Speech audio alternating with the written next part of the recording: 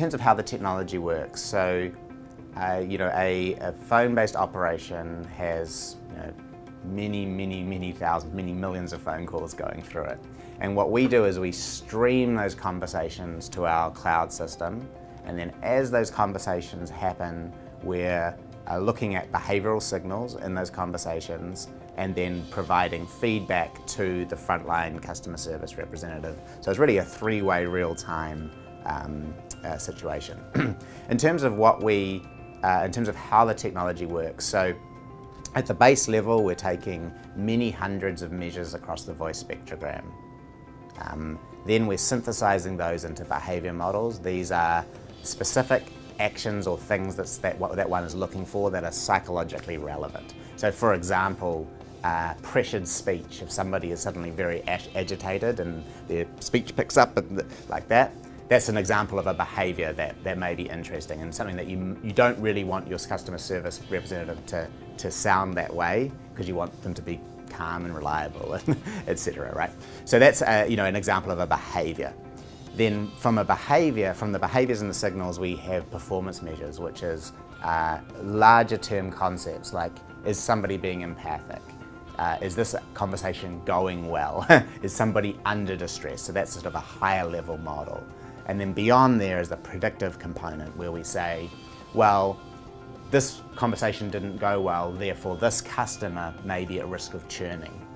And therefore this is a customer that you may need to reach out to offer them something to keep them in the fold. So that's sort of the example of the analytic pyramid.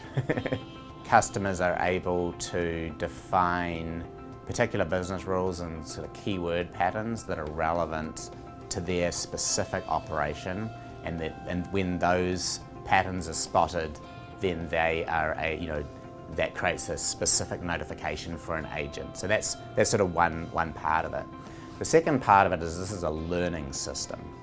So when we're given access to sort of ultimate core outcomes, we can use that continuously to refine the models within our system, how accurate our measures of quality are as they relate to a future business outcome.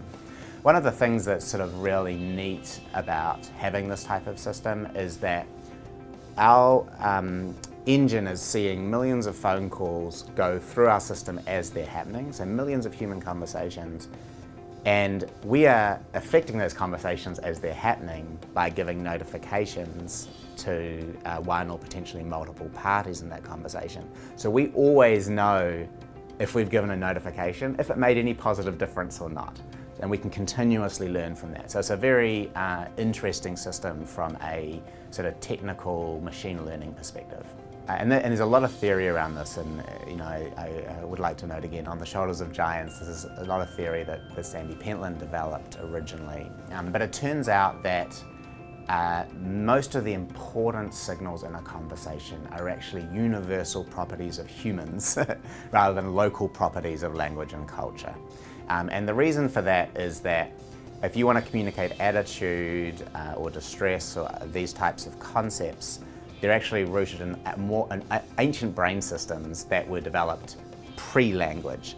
And that's one of the reasons the system is so reliable in terms of its understanding of how well things are going. So what that means in practice is that our measures of, say for example, how well something is going, or our measures of how you should behave differently to create more rapport, are incredibly extensive. We run them in English, absolutely. We run them in English as a second language. We run them in European languages. So already we're deployed internationally today. And there's really no algorithmic difference for those particular feature sets. The exception to that is keyword spotting, which is extremely local and requires configuration.